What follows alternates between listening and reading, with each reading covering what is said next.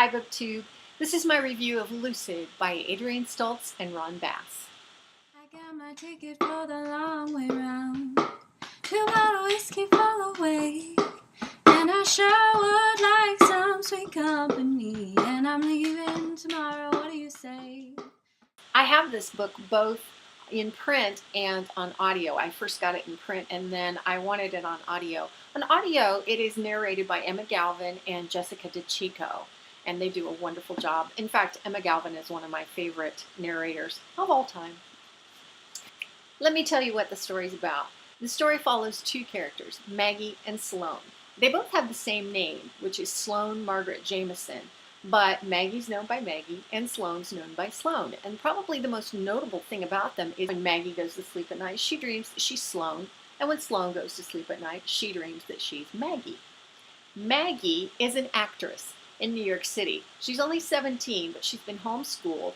Her mother is Nicole. Nicole works at Elle magazine, and Maggie has a younger sister named Jade, who is probably 8 or 9. Maggie feels responsible for Jade because Nicole is kind of an absentee mom. And another person that figures into the story is Andrew, who is a film student that she later meets. Sloane, on the other hand, has a mom and dad, and she lives with them in Connecticut.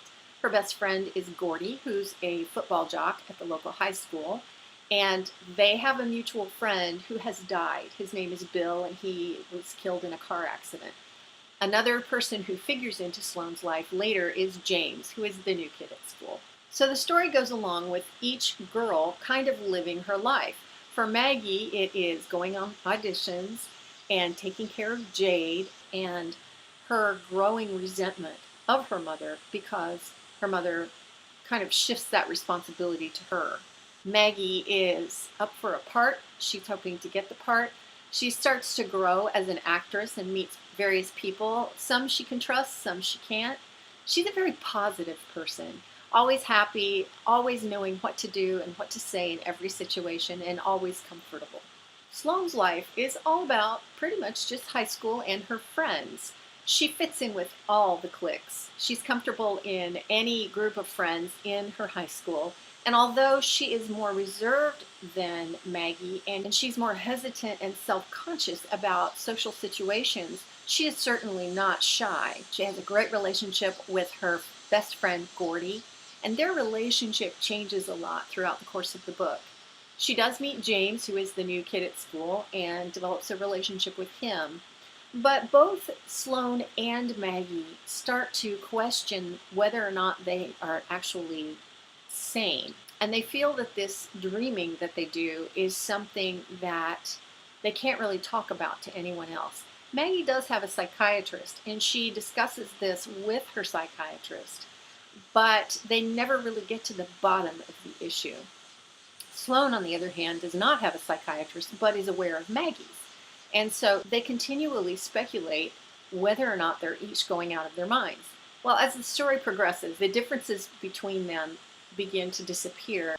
This book is so well written. It's almost as if you're watching a movie or watching a television show, especially when it's narrated so well by Emma Galvin and Jessica DeCicco.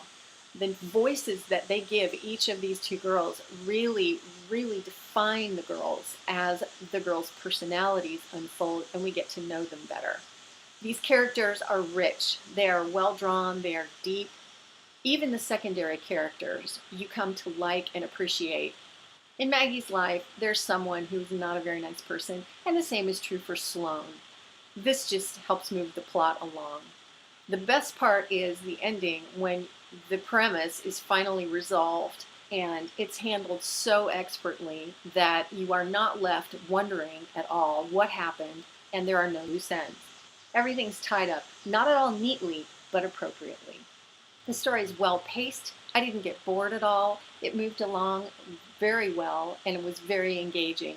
And I think the best part is the way that these two girls interacted with those around them. Like I said, the premise is not new, but in this book it is very well done in an inventive way that seemed new.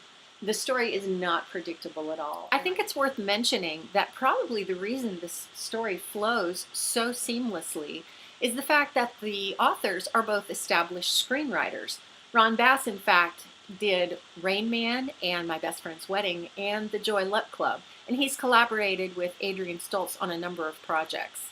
It's no wonder the dialogue and the story flow so well. I really think that this is an undiscovered gem. Even though it was published in 2012 by Razorbill, I've not heard anything about it. I'm really glad to have discovered it, and I hope that you will give it a try. If you do, please leave me a comment below so I can hear what you think. So that's my review for Lucid. I will be back next time, and thanks for watching. When I'm gone, you're gonna miss me when I'm gone. You're gonna miss me by my hair, you're gonna miss me everywhere. Oh, you're gonna miss me when I'm gone.